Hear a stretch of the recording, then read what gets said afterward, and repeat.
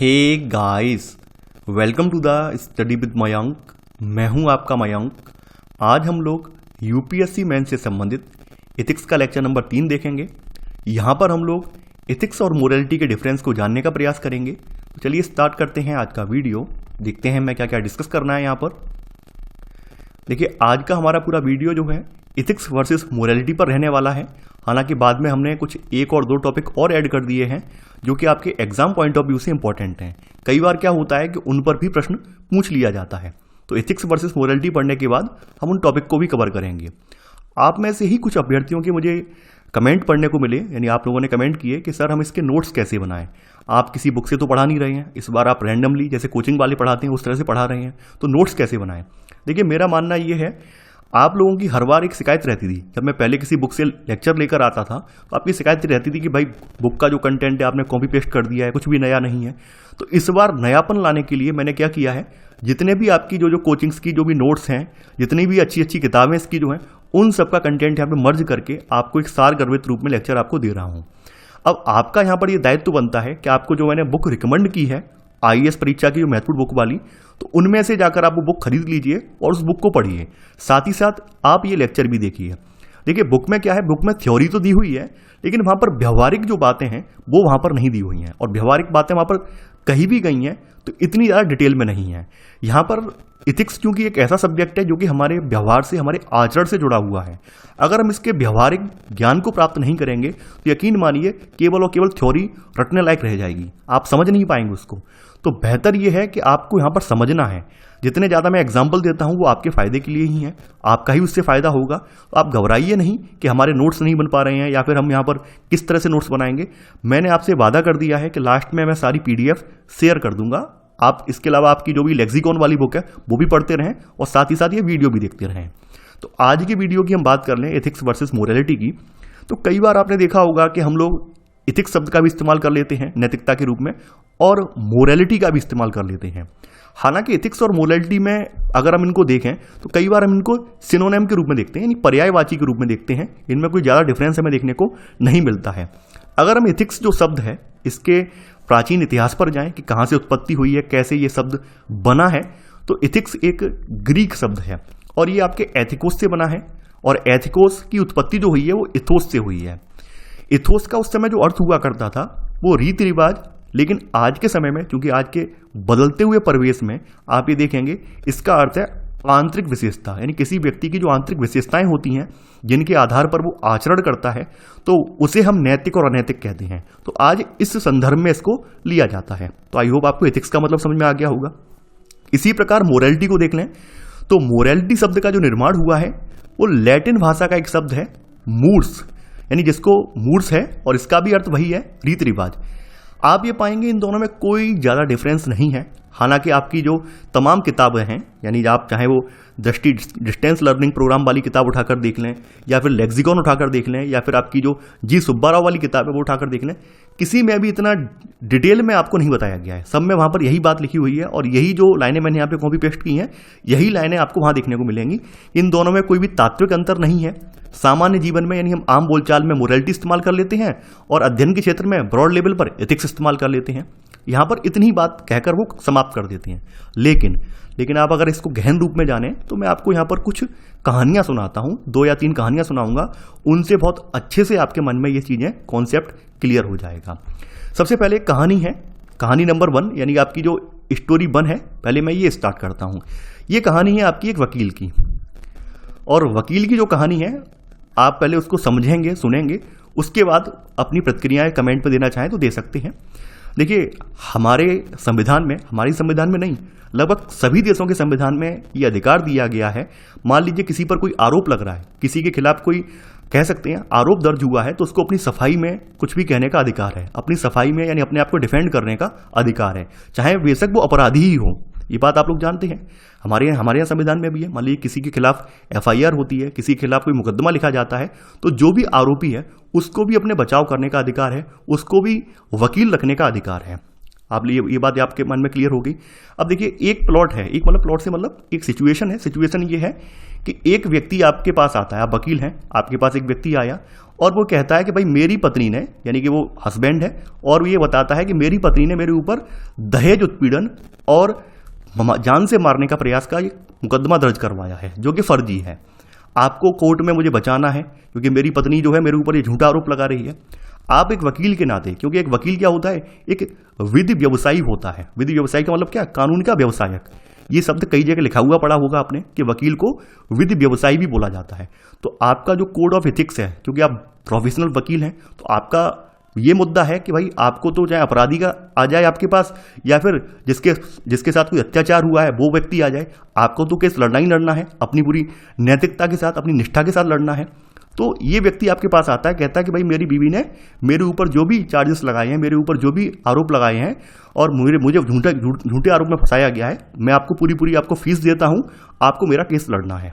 ठीक है, वकील तैयार हो जाता है क्योंकि वकील का प्रोफेशन ही यही है कि अपना मुवक्किल जो है उसको बचाना, उसको डिफेंड करना। ठीक है, तो क्या होता है, कोर्ट की कार्रवाइयां आगे बढ़ती हैं। एक दिन क्या होता है कि जिस औरत ने, यानी इसकी पत्नी ने जिस पर आरोप लगाया होता है, वो कोर्ट में आके पेश हो जाती है, कोर्ट में आ जाती है। और कोर्ट में आने के उपरांत वो महिला जो है अपने साथ हुए अत्याचारों के बारे में बताती है। वहां पर आप उस महिला को जब देखते हैं तो आप ये पाते हैं कि महिला बुरी तरह से घायल अवस्था में है, बुरी तरह से जल रही हुई है और फक जो कह सकते हैं बहुत ज़्यादा द्रवित होकर रो रही है। बहुत वो मार्मिक दृश्य है, यानी इतना मार्मिक है कि आपको उसकी जो सच्चाई है वो अपने आप दिख जाती है। यानी आपने बेशक आप इसके पति की तरफ से खड़े होकर केस लड़ रहे हैं, लेकिन जब आप उस महिला की स्थिति देखते हैं तो आप समझ जाते हैं कि मैं जिसकी तरफ से केस लड़ रहा हूं वास्तव में ये व्यक्ति सच में दोषी है क्योंकि इसने ये कृत्य किया है। आप ये समझ जाते हैं। अब देखिए, आपके पास कई सारे विकल्प हैं। एक विकल्प आपके सामने ये है, क्योंकि वकील हैं आप, यानी कि इसका डिफेंड कर रहे हैं इसके हस्बैंड को, तो आपके सामने ये भी विकल्प है कि आप इससे क्रॉस क्वेश्चन करें, यानी ऐसे सवाल पूछें इस महिला से ताकि उसे उलझा दें और अपने मुवक्किल को, यानी आपका जो भी क्लाइंट है उसको बचा दें। आपके सामने एक विकल्प ये है। लेकिन आपकी अंतरात्मा से यहां से आवाज आती है, नहीं, इस महिला के साथ वास्तव में गलत हुआ है, इस महिला के साथ वास्तव में नाइंसाफी हुई है और ये मैं जिसका केस लड़ रहा हूं ये वास्तव में दोषी है। अब आपके सामने बड़ी एक नैतिक दुविधा है, क्योंकि आपने अपनी क्लाइंट से फीस भी ली है और आपका जो प्रोफेशन है, यानी जो वकालत का प्रोफेशन है, वो भी ये कहता है कि चाहे वो अपराधी हो चाहे वो अपराधी ना हो, आपको उसका जो है केस पूरी निष्ठा के साथ लड़ना है। लेकिन आपका अंतर्मन ये कह रहा है कि कहीं ना कहीं हम इस महिला का पक्ष लें। तो ये जो दुविधा है ये आपकी इथिक्स और मोरालिटी की दुविधा है। यानी कि आप अपना जो प्रोफेशन कर रहे हैं, जिस प्रोफेशन के जरिए आपने इसके हस्बैंड का केस लिया है, वो एक इथिक्स का मैटर है, वो एक इथिकल पार्ट है। और दूसरी तरफ जो आप महिला को देखकर आप द्रवित हो गए हैं, महिला को देखकर आप द्रवीभूत हो गए हैं, आपके अंदर करुणा आ गई है, आपका जो अंतर्मन है बार बार ये कह रहा है कि नहीं, इस महिला का पक्ष लिया जाए, ये मोरालिटी वाला सिस्टम है। तो आई होप पहला एग्जाम्पल आपके माइंड में क्लियर हो गया होगा।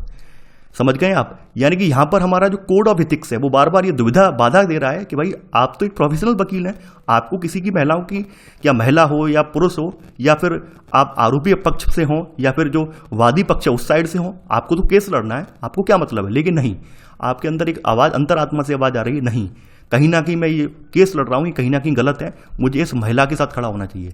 लेकिन चूंकि आप अपने प्रोफेशन से जुड़े हुए हैं, आप अपने प्रोफेशन से निष्ठावान हैं, आप ऐसा नहीं कर सकते हैं। तो ये जो आप देख रहे हैं, दुविधा की स्थिति देख रहे हैं, ये इथिक्स और मोरालिटी की दुविधा की स्थिति है। वास्तव में जो इथिक्स है हमारा, ये प्रोफेशन से जुड़ा हुआ है, यानी इथिक्स एक प्रोफेशनल मैटर है और मोरालिटी जो है हमारा कंसाइंस से जुड़ा हुआ है, अंतरात्मा से जुड़ा हुआ है। यानी कि हमारा जो अंतर्मन कहेगा, हो सकता है हमारे अंतरात्मा में जो आवाज दी है हमें वो हमारे लिए सही हो, हमारे अकॉर्डिंग नैतिक हो, लेकिन किसी दूसरे के अकॉर्डिंग अनैतिक हो।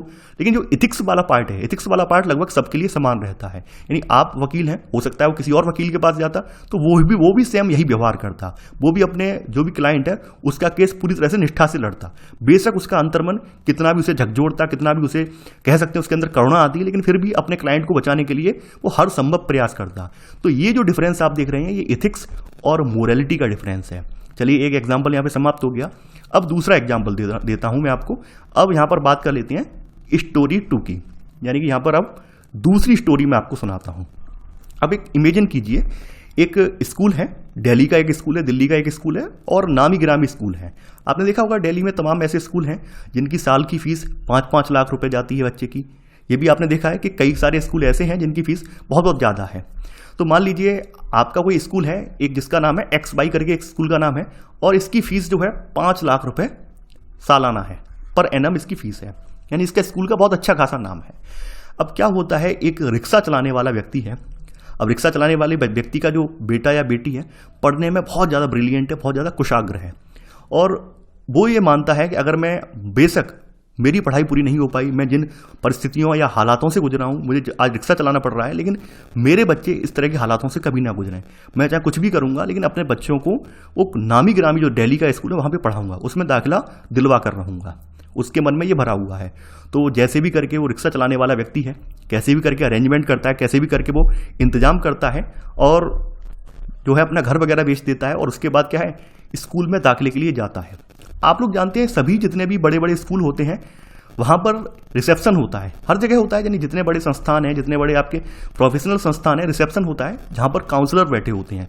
काउंसलर का काम ही यही होता है कि जो व्यक्ति हमारे पास आ रहा है उसको समझाना बुझाना, उसकी समस्याओं को सुनना और उसका निदान करना।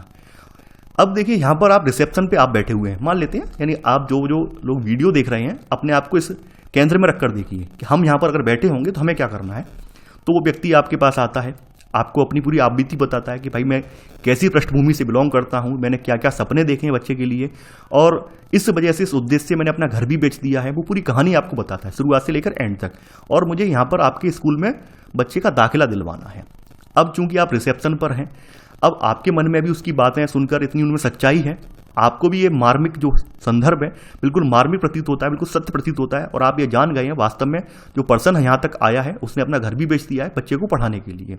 लेकिन आपके दिल में कहीं ना कहीं एक बात निकल कर आ रही है कि नहीं, ये जो कर रहा है वो वास्तव में गलत कर रहा है। यानी ये व्यक्ति बेचारा यहाँ पर मान लो स्कूल में दाखिला भी दिलवाएगा, एक तो अपने घर से हाथ धो बैठेगा, और स्कूल के बारे में आपको कुछ चीज़ें और भी पता है, जैसे आपको कुछ चीज़ें भी पता है कि यहाँ पर कुछ अच्छे टीचर थे, वो यहाँ से जा चुके हैं, अब इतनी अच्छी व्यवस्था भी नहीं है। केवल कहते नहीं है कि ऊंची दुकान फीका पकवान, तो वो वाली कहावत चल रही है स्कूल में। अब चूंकि आप रिसेप्शनिस्ट हैं, और रिसेप्शनिस्ट हैं तो आपको अच्छी खासी सैलरी भी मिल रही है, कॉलेज वाले अच्छी खासी, जो स्कूल वाले अच्छी खासी सैलरी भी पे कर रहे हैं। अब आप स्कूल की बदनामी नहीं या बुराई भी नहीं कर सकते, क्योंकि आपके कोड ऑफ एथिक्स में ये बातें हैं नहीं। आपको तो कैसे भी करके लोगों को कन्विंस करना है, ज़्यादा से ज़्यादा एडमिशन करवाने हैं। भाई आपका तो दायित्व ये है कि जो आए ज़्यादा से ज़्यादा एडमिशन करवाने हैं। जब एडमिशन ज़्यादा से ज़्यादा होंगे, आपको अच्छी खासी मोटा मुनाफा होगा आपके संस्थान को, और आपको अच्छी खासी सैलरी मिलेगी, आपका इंक्रीमेंट भी होगा। एक तो तर्क ये है भाई, एक तो चीज़ ये है, लेकिन आपका अंतर्मन ये बार बार झकझोर दे रहा है आपको कि नहीं, कहीं ना कहीं ये बात गलत है, और हम जो है यहाँ पर हमें कुछ करना चाहिए। अब दुविधा ये है, अगर आप मान लीजिए इस व्यक्ति को ये समझाते हैं कि आप एक्स वाई स्कूल पे दाखिला ना करवाकर एक और दूसरा स्कूल है जिसका नाम है, यहाँ पर हम कोई भी नाम ले लेते हैं, AB नाम का स्कूल है, आप इसमें चले जाइए, यहाँ की सालाना फीस 50,000 रुपये है। अब आप ये बात भी नहीं कह सकते। अगर आप ये बात बोलते हैं तो अपने संस्थान से आप गद्दारी कर रहे हैं, आप संस्थान के प्रति धोखा कर रहे हैं। यानी जहाँ से आप सैलरी ले रहे हैं, जहाँ पर आप जॉब कर रहे हैं, वहाँ पर आप उसके साथ कहीं ना कहीं आप चीट कर रहे हैं। आप ये भी नहीं कर सकते, यानी आपको जो कोड ऑफ इथिक्स है, प्रोफेशनल कोड ऑफ इथिक्स है, वो ये करने की मनाही कर रहा है। लेकिन दूसरी तरफ जो आपके मोरल वैल्यूज़ हैं, आपका अंतर्मन है, वो भी ये बार बार झकझोर दे रहा है। आप अच्छे से जानते हैं अगर ये गरीब व्यक्ति रिक्शा चलाने वाला, इसके बच्चे का मैं एडमिशन ले लेता हूँ तो ये बर्बाद हो जाएगा। और आपको ये भी पता है कि अब इतनी बेहतर व्यवस्था इस स्कूल की नहीं रही है, लेकिन चूंकि आप ऐसी दुविधा में फंसे हैं, आपके आसपास CCTV कैमरे भी लगे हैं जिनमें वॉइस रिकॉर्डिंग की सुविधा भी है, लेकिन फिर भी आप उसका कुछ नहीं कर पा रहे हैं। लेकिन आपका अंतर्मन बार बार ये कह रहा है कि नहीं, आपको यहाँ पर इस व्यक्ति की मदद करनी चाहिए, इस व्यक्ति को समझाना चाहिए कि आप हमारे संस्थान में दाखिला न लेकर AB में चले जाएं, वहाँ पे फीस भी कम है, आप पर अतिरिक्त बोझ भी नहीं पड़ेगा, और अच्छी खासी पढ़ाई है। आप जितना चाह रहे हैं, जैसा भविष्य में बच्चे को बनना देखना चाहते हैं, वैसा बच्चा बन भी जाएगा। लेकिन आप चूंकि कोड ऑफ एथिक्स से जुड़े हुए हैं, आप वहाँ पर ये बात नहीं बोल सकते हैं। तो ये जो दुविधा की स्थिति है, ये एथिक्स और मोरलिटी का दुविधा है। यानी आपकी एक तरफ तो इथिकल वैल्यू, जो प्रोफेशनल एथिक्स वाली वैल्यू है, ये अप्लाई हो रहे हैं, क्योंकि प्रोफेशनल एथिक्स वाले वैल्यू जो होते हैं, सभी जितने कर्मचारी होते हैं सब पर एक समान होते हैं, और आपको उनको फॉलो करते हुए एक समान व्यवहार करना है। अपना तर्क नहीं जोड़ना है, आप क्या सोचते हैं उससे कोई फर्क नहीं पड़ता है। आपका तो केवल एक ही लक्ष्य है, कैसे भी करके एडमिशन बढ़ाए जाए स्कूल में, कैसे भी करके हमारे संस्थान में ज़्यादा से ज़्यादा एडमिशन हो। जितने ज़्यादा एडमिशन होंगे, यानी संस्थान वाले जो प्रबंधन है वो खुश होकर हमारी सैलरी बढ़ाएगा। आपका तो केवल यही दायित्व है, आपको किसी की दुख दर्द से कोई लेना देना नहीं है, भाई बिल्कुल नहीं होना चाहिए। लेकिन आपका चूंकि अंतर्मन ये बात अच्छे से समझ रहा है कि ये कहीं ना कहीं गलत है, किसी व्यक्ति को धोखे में रखना गलत है, लेकिन आप ना तो उस व्यक्ति से झूठ बोलना चाहते हैं और ना ही आप संस्थान के प्रति अपना जो कह सकते हैं नैतिक दायित्व उससे आप हटना चाहते हैं।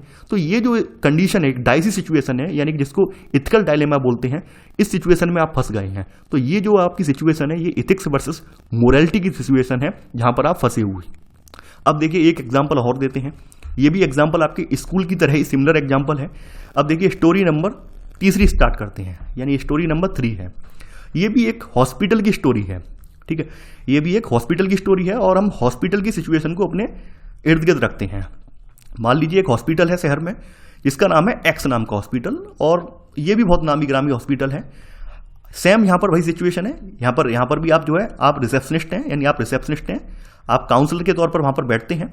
अब देखिए यहाँ पर भी क्या होता है, एक व्यक्ति जिसका बेटी या बेटा बीमार है बहुत ज़्यादा, और वो भी बहुत गरीब पृष्ठभूमि से आता है।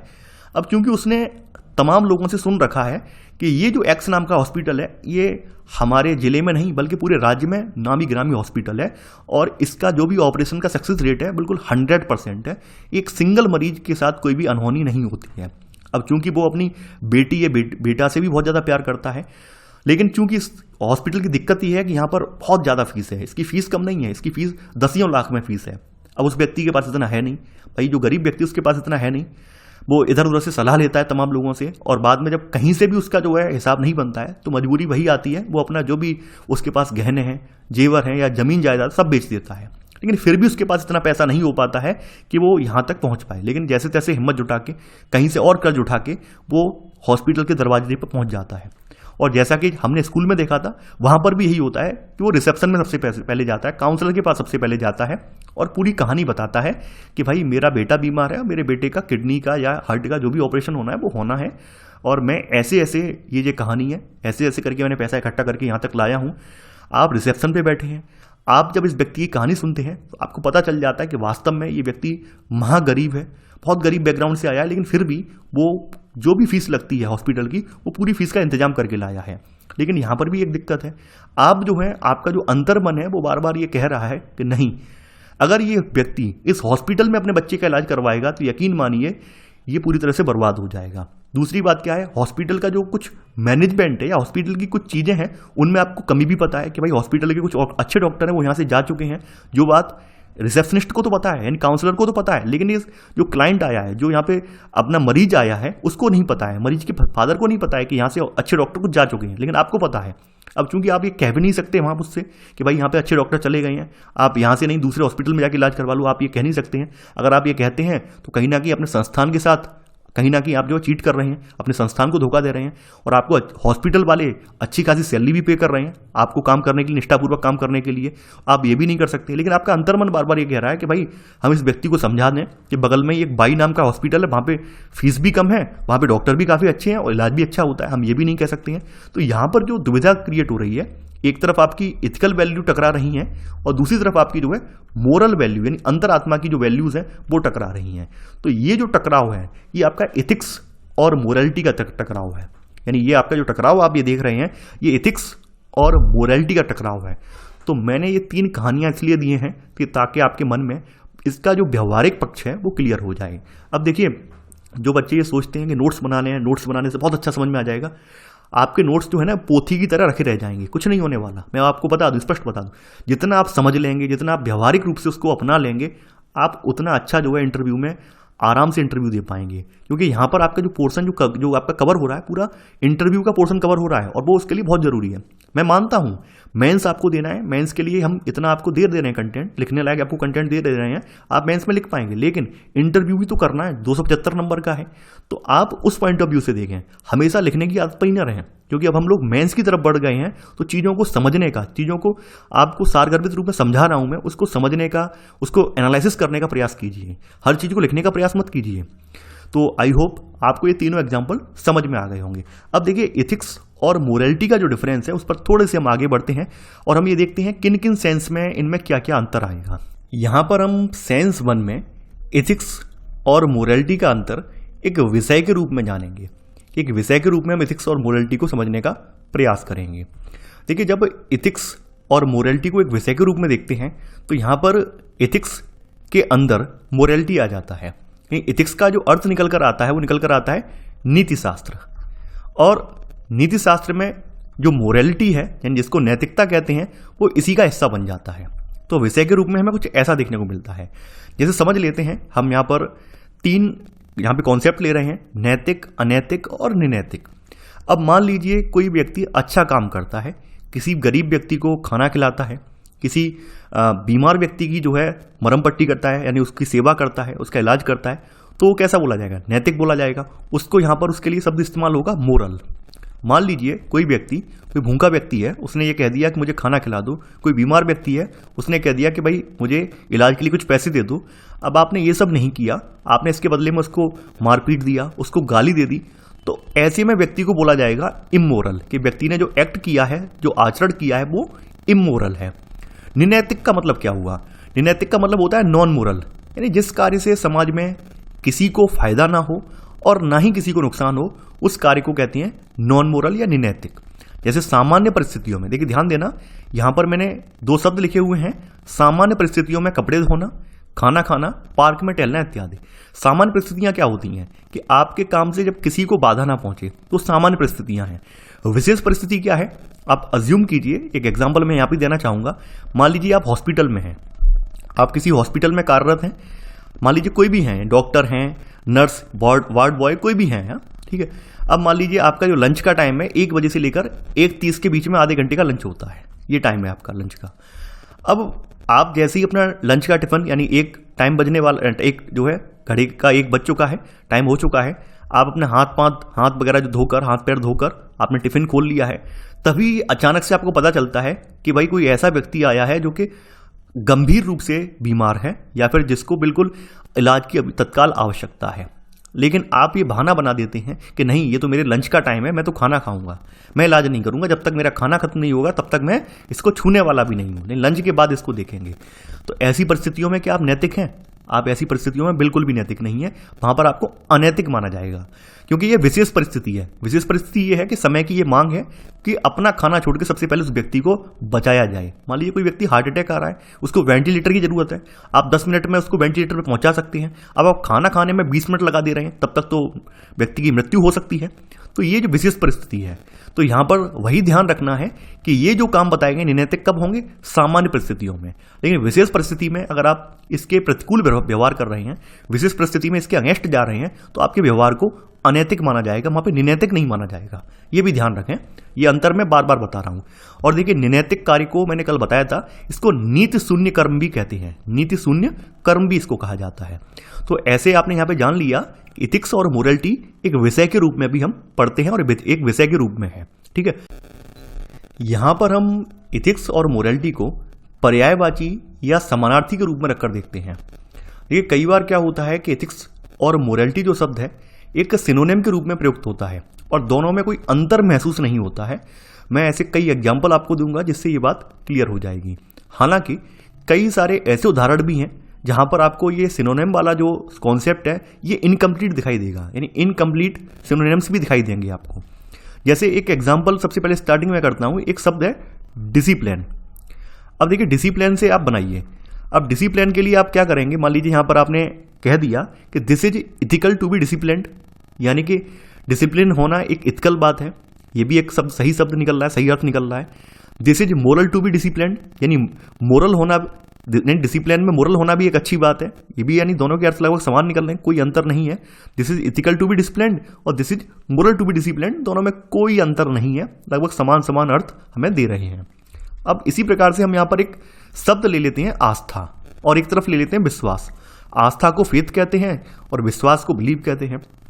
अब एक एग्जाम्पल, यानी एक सेंटेंस में आस्था और विश्वास रखकर देख लेते हैं। जैसे, मुझे ईश्वर में आस्था है कि वह सर्वव्यापक है, ठीक है। ये भी एक सही आपको अर्थ मिल रहा है, यानी इसमें आपको कोई दिक्कत नहीं है कि भाई आपकी ईश्वर में आस्था है कि वह सर्वव्यापक है, सभी जगह फैला हुआ है। मुझे ईश्वर में विश्वास है कि वह सर्वव्यापक है, यानी आप ये देख पा रहे हैं कि दोनों लगभग पर्यायवाची के रूप में है, यानी आस्था और विश्वास जो है लगभग समान समान प्रतीत हो रहे हैं, इनमें हमें कोई डिफरेंस महसूस नहीं हो रहा है। अब हम दूसरे परिप्रेक्ष्य में रखकर देख लेते हैं, यानी कि इनकम्प्लीट सिनोनिम के रूप में रखकर देख लेते हैं। जैसे आपके सामने एक एग्जाम्पल है, आपके मान लीजिए आज आसमान में बादल हो गए, तो क्या आप बादलों को देखकर ये कहेंगे मुझे बादलों में पूरी आस्था है कि कल वर्षा होगी? आप ये कह सकते हैं? भाई ये एक आपको अपने आप में सुनने में ऑड लगेगा कि भाई बादलों में आस्था कैसी हो सकती है। भाई बादलों को देखकर हम अनुमान लगा सकते हैं, एक विश्वास जता सकते हैं कि बादलों को देखकर मुझे विश्वास है कि आज या कल में वर्षा होगी। आप एक विश्वास तो जता सकते हैं, लेकिन बादलों पर आप बिल्कुल पूरी तरह से प्रतिबद्ध होकर आप अपनी आस्था व्यक्त नहीं कर सकते हैं कि भाई मुझे विश्वास है कि मुझे आस्था है कि आज वर्षा होगी। ये अपने आप में गलत सेंस निकल के आ रहा है। आप ये देख रहे हैं, एक इनकम्प्लीट सिनोनिम टाइप हमें महसूस हो रहा है। अब मान लीजिए कोई ट्रेन नियत समय पर आने का अनुमान है। मान लीजिए कोई ट्रेन है, वो 12 बजे उसे आना है, दिन के 12 बजे उसको आना है। तो आप क्या ये कहेंगे कि मुझे पूरी आस्था है ट्रेन 12 बजे आएगी? हो सकता है ट्रेन लेट हो जाए। आप ये वहां पर कह सकते हैं कि नहीं, मुझे पूरा विश्वास है कि ट्रेन अपने समय पर 12 बजे का जो समय है उस समय आ ही जाएगी। तो यहां पर आप देख रहे हैं ये इनकम्प्लीट सिनोनिम वाला जो कॉन्सेप्ट है, यानी किसी सेंटेंस में एकदम दो जो शब्द हैं समान प्रतीत हो रहे हैं, किसी सेंटेंस में उनका अर्थ जो है हमें बिल्कुल अलग सा फील हो रहा है, ऑड सा फील हो रहा है। यानी कि यहां पर आप देख रहे हैं कि हमें ये जो इस प्रकार का अंतर है, ये भाषा विज्ञान का अंतर है। वास्तव में ये जो अंतर आप देख रहे हैं ये भाषा विज्ञान का अंतर है। अब देखिए मैं आपके सामने एक शब्द और लूंगा। ये शब्द मैं ले रहा हूं आंट या आंटी जिसको हम कहते हैं। अब देखिए अमेरिकन कॉन्टेक्स्ट में देख लें, ब्रिटेन के कॉन्टेक्स्ट में देख लें, तो आंटी का मतलब यानी जो चाची हैं आपकी भारतीय परिप्रेक्ष्य में जिन्हें चाची कहते हैं उनको भी आंटी कहते हैं, मौसी को भी आंटी कहते हैं, वहां पर बुआ को भी आंटी कहते हैं, मामी को भी आंटी कहते हैं, सबको आंटी कहते हैं। भाई हमें क्लियर ही नहीं हो पाता है कौन आंटी है, भाई किसका क्या रिलेशन है, आपको रिलेशन वहां पे क्लियर नहीं हो पाता है। लेकिन भारतीय कॉन्टेक्स्ट में अगर देखें तो भारत में क्या है, भाई भारत में संबोधन क्या है, जो आपकी चाचा की वाइफ होती है ना चाची कहेंगे, मौसा जी की जो आपकी वाइफ है उनको मौसी कहेंगे नहीं कहेंगे, मामा जी की जो वाइफ है उनको मामी कहेंगे। तो यहां पर वो आंटी से काम नहीं चल रहा है, यानी भारतीय परिप्रेक्ष्य में भारतीय कॉन्टेक्स्ट में उसका अर्थ जो है यहां पर अलग अलग कर दिया गया है। अब ये लोग यानी अमेरिका की जो भाषा विज्ञान है, जो लिंग्विस्टिक जो वहां पर हैं, तो उन्होंने क्या है आंटी से ही काम चला लिया है। तो आंटी से एक शब्द से उन्होंने कई जगह काम चला दिया है। तो इस प्रकार के नियम को प्रयत्न लाघव का नियम कहते हैं। यानी भाषा विज्ञान में एक नियम होता है जिसको प्रयत्न लाघव का नियम कहते हैं।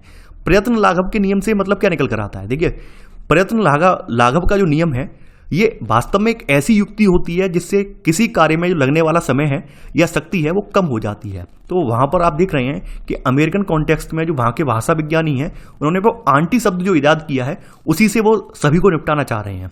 लेकिन भारत में ऐसा नहीं है, क्योंकि भारत में संबंध बहुत प्रगाढ़ है, हमारे रिलेशनशिप बहुत प्रगाढ़ होते हैं। तो हमने यहाँ पर हर किसी के संबोधन के लिए अलग अलग शब्द चुने हैं। समझ रहे हैं आप? तो यही चीजें हैं, आप समझ रहे हैं, ये भाषा विज्ञान की जो चीजें हैं यही चीजें हमारे माइंड में अंतर क्रिएट करती हैं। और कई बार क्या होता है, एथिक्स और मोरालिटी का भी जो अंतर है वो इसी तरह का है।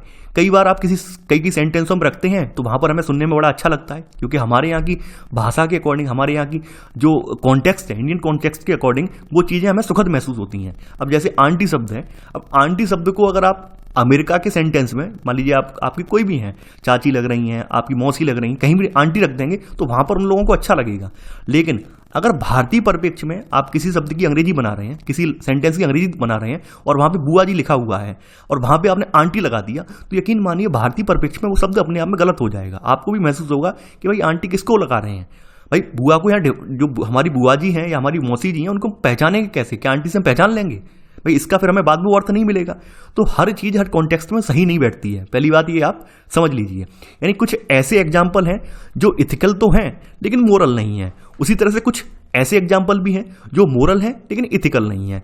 तो ये चीज आपको समझनी पड़ेगी। यानी कि आप ये देख पा रहे हैं, दो सर्कल मैंने फिर से बनाए हैं वेन डायग्राम के, एक तरफ आपका मोरालिटी है, दूसरी तरफ इथिक्स है। यानी कुछ सेंटेंस में आप देख रहे हैं पृथक रूप में इथिक्स आ जाता है, कुछ सेंटेंस में पृथक रूप में मोरालिटी आ जाता है, जबकि कुछ कॉमन सेंटेंस ऐसे होते हैं जहां पर इथिक्स और मोरालिटी रखने से हमारा काम चल जाता है। वो ये बीच वाला एरिया है, समझ रहे हैं आप? और ये डिपेंड करता है किस कॉन्टेक्स्ट में हम रख रहे हैं। यहां तक बात क्लियर हो गई होगी कि हम ये किस कॉन्टेक्स्ट में रख रहे हैं, ये जरूरी है। ठीक है, तो कुछ सिचुएशन में हम इसे को समानार्थक मानकर यूज कर सकते हैं। अब देखिए आगे बढ़ते हैं। अब यहां पर की डिफरेंस जो है इथिक्स और मोरालिटी का, उसको थोड़ा मैंने पॉइंट वाइज लिख दिया है और पॉइंट वाइज लिखकर मैं आपको समझाने का प्रयास करूंगा जिससे कि आपको अच्छे से समझ में आ जाए इथिक्स और मोरालिटी का डिफरेंस क्या है। अब देखिए यहां पर आप अपने मन में जो शुरुआत में मैंने आपको तीनों स्टोरी सुनाई थी, स्टोरी 1, स्टोरी 2, स्टोरी 3, उनको अपने माइंड में फिर से लेकर आइए और सबसे पहले वकील वाली स्टोरी से स्टार्ट करते हैं। तो वकील ने जो उसका अंतर्मन कह रहा था कि मैं अपने क्लाइंट को छोड़कर सामने जो जिस महिला के साथ दुर्व्यवहार हुआ है उसका साथ दूं। अब चूंकि वो अपने प्रोफेशन से ऐसा बंधा हुआ है, प्रोफेशन के जो कोड ऑफ इथिक्स हैं वो उसको बाध्य कर रहे हैं कि आप अपने क्लाइंट को नहीं छोड़ सकते हैं, अपने क्लाइंट को धोखा नहीं दे सकते हैं, चाहे बेशक आपका क्लाइंट गलत है, आप नहीं छोड़ सकते हैं। तो ये क्या है, ये आपका प्रोफेशनल मैटर है, ये आपका प्रोफेशनल है, यानी इथिक्स वाला पोर्शन है ये प्रोफेशनल है, आपको बाध्य कर रहा है, क्योंकि आप जिस प्रोफेशन से जुड़े हुए हैं आपको उसका इथिक्स फॉलो करना पड़ेगा, उसकी इथिकल वैल्यू फॉलो करनी ही पड़ेंगी, चाहे कोई भी सिचुएशन क्यों ना हो। मोरालिटी क्या है, मोरालिटी पर्सनल है। अब देखिए यहाँ पर हम एक आपकी स्टोरी 2 उठा लेते हैं। अब जैसे स्कूल का एग्जाम्पल था या फिर हॉस्पिटल का एग्जाम्पल था। जो स्कूल या हॉस्पिटल में आपने देखा होगा, जो काउंसलर होते हैं, रिसेप्शन पे बैठने वाले होते हैं, उन्हें अक्सर संस्थान लालच देते हैं। लालच देते हैं कि नहीं देते हैं कि अगर आप ज़्यादा से ज़्यादा लोगों को हमारे यहाँ एडमिट करवाएंगे, एडमिशन दिलवाएंगे, तो आपको कमीशन ज़्यादा देंगे, आपको हम सैलरी के अतिरिक्त कुछ और कमीशन दे देंगे। तो वहाँ पर 2 तरह के व्यक्ति आ सकते हैं। हो सकता है एक व्यक्ति ऐसा हो अनैतिक टाइप का, उसे पैसे से मतलब हो, उसे सामने वाला कैसा भी हो, गरीब है अमीर है, उसे फर्क नहीं है, उसको तो उसको अच्छे से स्कूल में एडमिट करवाना है, चाहे उसके पास पैसा है या नहीं, हमें उससे अच्छे से उसकी जेब से पैसा निकलवाना है। उसका एक का टारगेट ये है, क्योंकि उसको ये देख रहा है कि ज़्यादा एडमिशन होंगे तो स्कूल के जो मैनेजमेंट ने है उसने मुझसे वादा कर दिया है कि ज़्यादा एडमिशन करवाने पर आपको कमीशन अतिरिक्त मिल जाएगा। तो एक व्यक्ति ये भी कर सकता है कि अपना मुनाफा करने के लिए वो किसी की भी जेब कटवा दे या किसी की भी भावनाओं से खिलवाड़ करवा दे, एक तरीका ये हो सकता है। दूसरा व्यक्ति ये है कि भाई उसका अंतर्मन जागृत हो जाए, वहाँ पर ये कहे कि नहीं ये गलत है, भाई हम जो काम कर रहे हैं ये वास्तव में इससे किसी का अहित होगा। वास्तविकता ये है ये जो संस्थान है ये उसके डिजर्व ही नहीं करता, उसके लायक है ही नहीं, लेकिन फिर भी संस्थान ने इतनी ऊंची अपनी फीस रखी हुई है। तो आप वहाँ पर जो डिसीजन ले रहे हैं कि नहीं हमें किसी परिस्थिति में हमें अपनी खुद की नैतिक व्यवहार है उसको भी करना चाहिए। तो ये जो मुद्दा है ये मोरालिटी वाला मुद्दा है, यानी ये पर्सनल मुद्दा है, यानी मोरालिटी आपकी क्या है, पर्सनल थिंग है। यहां पर आप देखेंगे जो इथिक्स है इसमें एक्सटर्नल एलिमेंट बाध्य कर रहे हैं। चूंकि आप किसी संस्थान में नौकरी कर रहे हैं तो संस्थान के जो नियम हैं, नियम कायदे कानून हैं, वो आपको फॉलो करने पड़ेंगे, उन्हीं के अकॉर्डिंग आपको अपनी प्रतिक्रिया देनी पड़ेगी। यानी आप काउंसलर के तौर पर हैं तो काउंसलर का काम क्या है कि ज़्यादा से ज़्यादा लोगों को अपने संस्थान में एडमिट करना, ज़्यादा से ज़्यादा संस्थान में लोगों को भर्ती करना, ठीक है। आपका वहाँ पर ये प्राइमरी काम है। आपको इससे मतलब नहीं है कि वो कैसे व्यक्ति हैं, किस पृष्ठभूमि से आ रहे हैं, कोई मतलब नहीं है। आपका तो केवल यही है कि जितने लोग आ जाएं उन्हें कैसे भी कन्विंस करके यहाँ पे भर्ती करवाना है, हॉस्पिटल में भर्ती करवाना है या फिर विद्यालय में उनका दाखिला करवाना है। आपका तो वहाँ पर ये काम है। यहाँ पर मोरालिटी में ऐसा नहीं है, मोरालिटी में अंतरात्मा है। यहाँ पे अंतरात्मा कुछ चीज़ों के लिए सही कहती है, कुछ चीज़ों के लिए कहती है कि भाई ये काम करना चाहिए, कुछ चीज़ों के लिए कहती है कि ये काम नहीं करना चाहिए। जैसे मैंने आपको कल एक एग्जांपल दिया था, एक कोरोना पैंडेमिक में कुछ लोग बेरोजगार हो गए, तो बेरोजगार होने में क्या किया, जैसे पान मसाले होते हैं, बेशक वो पान मसाले यूज नहीं करते थे, गुटखा यूज नहीं करते थे, क्योंकि कुछ तलब वाले लोग इतने ज़्यादा तलब वाले लोग होते हैं, उन्हें गुटखा के बिना वो रह ही नहीं सकते, उन्हें चाहे वो 10 रुपये का गुटखा 50 में मिले लेकिन खरीदेंगे। तो कुछ लोगों ने ये भी काम किया, उनका अंतर्मन नहीं कर रहा था ये काम करने का, लेकिन चूंकि उन्हें अपना पेट पालना है, कैसे भी करके उन्हें ये जो बुरा समय था, बुरे समय में सर्वाइव करना था, उन्होंने ये काम किया। तो कुछ जगह यही होता है कि हमारी अंतरात्मा अंदर से मना करती है, लेकिन हमें वो काम मजबूरी में करना पड़ता है। और जहां पर आपकी अंदर से ये चीजें मना होती हैं, अंतरात्मा आपकी बार बार मना कर रही होती है, तो वहां पर वो मोरालिटी वाला फैक्टर होता है। और जहां पर हमारे बाहरी तत्व हमें बाध्य कर रहे होते हैं, बाहरी नियम बाध्य कर रहे होते हैं, वो एक्सटर्नल एलिमेंट यानी कि इथिकल वाला पोर्शन होता है। तो आई होप यहां तक अंतर समझ में आ गया होगा। अब देखिए इथिक्स में हमें एक चीज और देखने को मिलती है, ऑब्जेक्टिविटी होती है, वस्तुनिष्ठता होती है। वस्तुनिष्ठता का मतलब क्या है कि आप जिस संस्थान में काम कर रहे हैं उस संस्थान का अपने आप में कोड ऑफ एथिक्स है, एक वहां पर एक इथिकल सिस्टम बना हुआ है, पूरा रूल्स रेगुलेशन नॉर्म्स तैयार हैं, आपको उनके अकॉर्डिंग ही व्यवहार करना है। यानी वहां पर जितने भी कर्मचारी हैं वो सब उसके अकॉर्डिंग ही व्यवहार करेंगे। मान लीजिए रिसेप्शन के काउंटर 1 पे आप बैठे हैं, यानी आपका नाम ए नाम है आपका, रिसेप्शन बी पर कोई दूसरा व्यक्ति बैठा है, ठीक है, लेकिन सबको एक ही गाइडलाइन दी गई है, सबको एक ही रूल्स रेगुलेशन फॉलो करने हैं, कैसे भी करके आपको ज़्यादा से ज़्यादा लोगों को यहाँ पे भर्ती करवाना है। केवल यही गाइडलाइन दी गई, कैसे भी करके आपको कन्विंस करना है। तो आप सभी एक ही प्रकार के उत्तर देने के लिए बाध्य हैं, चाहे संस्थान कैसा भी हो, लेकिन आपको एक ही भाषा बोलनी है, रटी रटाई भाषा है कि सर हम अपने आप में बेस्ट हैं। कभी आप दिल्ली गए हैं, आप कभी दिल्ली जाएं और दिल्ली में आप किसी कोचिंग में, IAS की जो कोचिंग है, किसी भी कोचिंग में जाएं, तो काउंसलर आपको में इतनी हवा भर देता है, इतनी हवा भर देता है, लगने लगता है आपके पेरेंट्स को, आप लोगों को कि अब तो हम IAS बन ही गए। आप कभी जाना, कभी आप मतलब टाइम मिले तो अपना ऐसे एंजॉय करने के लिए चले जाना, किसी भी कोचिंग में चले जाना, रिसेप्शन काउंटर पे, तो जो काउंसलर होगा ना वो इतना आपको कन्विंस करेगा अच्छे तरीके से, आपको ऐसा फील होगा कि बस अब तो IAS निकल गया। ये मतलब ये उनका गलती नहीं है, जो काउंसलर बैठा उसकी गलती नहीं है। उसे इसी तरह से कोड ऑफ एथिक्स दिया गया है कि आपको ऐसे ही लोगों को समझाना है, ऐसे ही लोगों को कन्विंस करना है, कैसे भी वो हमारे यहाँ आके एडमिशन ले लें, समझे। तो यहां पर आप देखेंगे ये ऑब्जेक्टिविटी का मामला है, वस्तुनिष्ठता है। वो सबके लिए एक जैसा ही व्यवहार करेगा। वो किसी से ये नहीं कहेगा कि भाई आप दृष्टि में एडमिशन ना लो, ध्येय में एडमिशन ना लो, या विजन में एडमिशन ना लो। वो सब यही कहेंगे नहीं हमारा संस्थान सब में टॉप है, हमारे संस्थान से हर साल इतने लोग टॉपर रहते हैं, ये देख लीजिए, ये लिस्ट रही, वो लिस्ट रही, वो तमाम नाम गिना देगा। तो यहां पर आप देखेंगे कि एथिक्स में ऑब्जेक्टिविटी है, सबके लिए एक समान है, जबकि मोरालिटी में ऐसा नहीं है। हो सकता है एक व्यक्ति के विचार दूसरे से अलग हो सकते हैं। जैसे मैंने आपको स्टार्टिंग में एग्जांपल दिया था कि कोई काउंसलर ऐसा भी है जिसको लालच है पैसे का, और संस्थान ने लालच दे दिया है, अगर आप अपने थ्रू ज़्यादा से ज़्यादा एडमिशन करवाते हैं तो आपको कमीशन और मिल जाएगा, आपकी सैलरी के अतिरिक्त आपको और भी कुछ फायदे, हम मुनाफे दे देंगे। तो वो क्या करता है, अपने मुनाफे के लिए वो सामने वाले को नहीं दिखता है, क्लाइंट को नहीं दिखता है, वो तो बस उसकी जेब काटने पर लगा पड़ा है। और दूसरा व्यक्ति एक ऐसा व्यक्ति है, उसकी नैतिकता बार बार उसको रोक रही है, मोरालिटी उसको बार बार रोक रही है, अंतर्मन उसे लगातार रोक रहा है कि भाई अनैतिक कार्य न किया जाए। पद पर रहकर भी हम जिस पद का निर्वहन कर रहे हैं, कर्तव्यों का निर्वहन कर रहे हैं, उस पर रहकर भी अपनी अंतरात्मा की आवाज सुनी जाए। तो यहां पर हमें सब्जेक्टिविटी देखने को मिलेगी, यानी आत्मनिष्ठता देखने को मिलेगी। एक व्यक्ति के विचार दूसरे से अलग हो सकते हैं। इथिक्स में आपको ये देखने को मिलेगा, जहां पर आप काम कर रहे हैं, इस प्रोफेशन में काम कर रहे हैं, वहां पर एक प्रेशर रहता है, यानी आपको जो वहां के रूल्स, रेगुलेशन और नॉर्म्स हैं उनके अकॉर्डिंग ही कार्य करना है, आप उससे हटकर कार्य नहीं कर सकते हैं। मोरालिटी में क्योंकि यहां पर हमारा अंतर्मन होता है, तो यहां पर हम अपनी अंतर्मन की सुनते हैं, तो कहीं ना कहीं हमें एक प्रेरणा मिलती है, अभिप्रेरणा मिलती है, एक मोटिवेशन मिलता है, जिससे हम वो काम करने का जो हमारा तरीका है, काम करने का जो नजरिया है, एक पॉजिटिविटी भी है, वो हमारे अंदर आती है। अब देखिए, सबसे बेटर काम कब होगा? सबसे बेटर काम तब होगा जब आपका इथिकल वैल्यू और मोरल वैल्यू एक हो जाए, तब आप और ज़्यादा मन लगा के काम कर पाएंगे। जैसे अब मैं अपना एग्जांपल देता हूं, मैं अब आप लोगों को पढ़ाता हूं, एक तो एथिकल काम है यहाँ पर मेरा, भाई मुझे भी कुछ ये लगता है कि थोड़ा बहुत आजीविका का अर्जन हो जाता है यहाँ से। दूसरी बात, मुझे यहाँ पर एक खुशी भी मिलती है, खुशी ये मिलती है कि कोई बात नहीं, हम गवर्नमेंट टीचर ना सही, लेकिन यहाँ पर हम अच्छे टीचर तो बन जाए।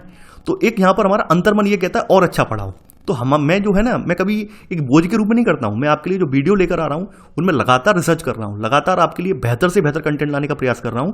आप भी महसूस कर रहे होंगे कि जो मयंक सर आपको 3 साल पहले पढ़ाते थे, उनके पढ़ाने के जो कॉन्सेप्ट्स हैं या पढ़ाने का जो तरीका है, उसमें जमीन आसमान का अंतर आ चुका है। तो कहीं ना कहीं मैंने जो है ना अपना इथिकल वैल्यू और मोरल वैल्यू को मर्ज कर दिया है, और तब आपको लेक्चर दे रहा हूं। तो इसी तरह से आपके साथ है, आप अगर कोई भी काम कर रहे हैं और उस काम के दौरान आपकी जो इथिकल वैल्यू और मोरल वैल्यू दोनों एक हो जाती हैं, तो यकीन मानिए आप उस क्षेत्र में, उस फील्ड में आगे बढ़ते जाएंगे। आपके में कभी भी नैतिक दुविधा आपको क्रिएट नहीं होगी, आपके सामने कभी भी नैतिक दुविधा वाला संकट नहीं आने पाएगा। और जिस जगह आपकी इथिकल वैल्यू और मोरल वैल्यू में टकराव होगा, आप वहां बेहतर तरीके से काम नहीं कर पाएंगे।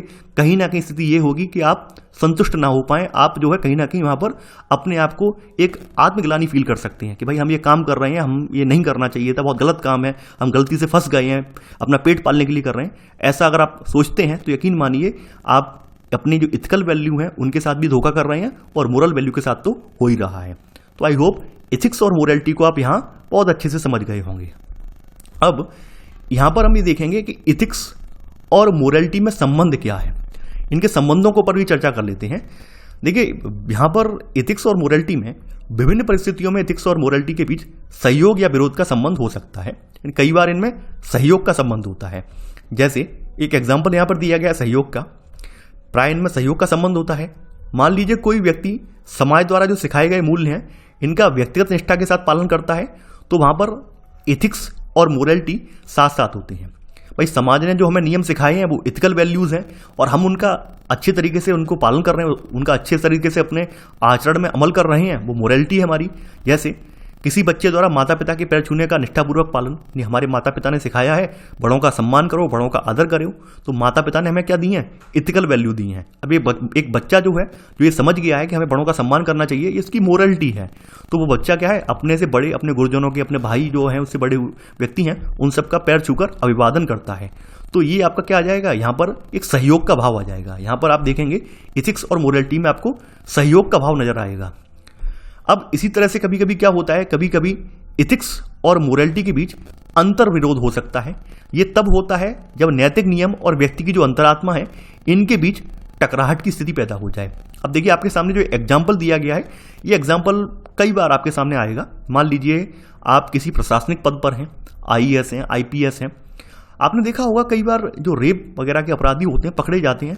आप लोगों को लगता है, हम लोग जो कॉमन मैन ही सोचते हैं कि पुलिस वालों की नैतिकता मर गई है, ऐसे गोली मार देनी चाहिए थी, समाज के लिए कलंक है। वो लोग भी ऐसे सोचते हैं, जो पदों पर होते हैं वो भी सोचते हैं। उन्हें भी बहुत गुस्सा आता है, अंदर से उनका अंतर्मन बार बार चीख चीख कर कहता है कि ये इसे यहीं खत्म कर दो, क्योंकि वो सिस्टम से जुड़े हुए हैं, उस प्रशासनिक रवैये से जुड़े हुए हैं, कानून से जुड़े हुए हैं। उन्हें मालूम है हम इसको गिरफ्तार कर सकते हैं। सजा देने का काम पुलिस का नहीं है, सजा देने का काम पुलिस का नहीं है। हालांकि विशेष परिस्थितियों में सब कुछ होता है, विशेष परिस्थितियों में सब कुछ होता है। गोली भी मारी जाती है, एनकाउंटर भी होते हैं, लेकिन एनकाउंटर उनसे नहीं होते हैं। एनकाउंटर की जो पूरी स्क्रिप्ट लिखी जाती है ना, वो ऊपर वाले लिखते हैं। ऊपर वालों से मतलब सीएम वगैरह, या जो ऊपर आप जो विधानमंडल के मैन लोग हैं, मंत्री वगैरह जो हायर लेवल के लोग हैं, वो लिखते हैं। पुलिस वाले नहीं लिखते हैं, पुलिस वाले नहीं कर पाते इतनी जल्दी एनकाउंटर। आप जैसे सोच के जा रहे हैं कि आईपीएस बनने के बाद एनकाउंटर पे एनकाउंटर करेंगे, अपराधी होगा उसको हम गोली मार देंगे डायरेक्ट देखते ही, ऐसा बिल्कुल नहीं कर पाएंगे। अगर आप एक एनकाउंटर भी फर्जी करते हैं ना, और जब हाईलाइट हो जाते हैं, पूरा जीवन चौपट हो जाता है, ये भी समझ लीजिए। तो कई बार क्या होता है, कई बार जो हम लोग गाली देते हैं जिन पुलिस वालों को, जिन अधिकारियों को, ये सब भ्रष्ट हैं, कुछ काम नहीं कर रहा है, इन सब की नैतिकता मर चुकी है। वास्तव में नैतिकता नहीं मरती है, उनका अंतर्मन भी रोता है, अंदर से झकझोरता है कई बार, लेकिन चूंकि वो अपने दायित्वों से बंधे हुए हैं तो वहां पर वो एक्शन नहीं ले पाते हैं। कई बार ऐसा होता है, आर्मी में भी होता है, पुलिस में भी होता है। आप किसी भी सरकारी विभाग में आप मौजूद हैं तो जो आपका राज्य आदेश आता है, जो भी सरकारी आदेश है, अगर आप उससे हटके चलते हैं, उसकी अवमानना करते हैं, उस परिस्थिति में आपको नौकरी से तो हाथ धोना ही पड़ेगा, साथ ही साथ आपको दंड भी मिलता है। तो इस वजह से कई बार क्या होता है, कई बार हमारी जो इथिकल वैल्यूज और मोरल वैल्यूज हैं वो आपस में टकराती हैं। तो आप ये आज के अलावा ये कभी ये ना सोचें कि पुलिस वाले हैं या जो कोई अधिकारी हैं इनकी नैतिकता मर गई।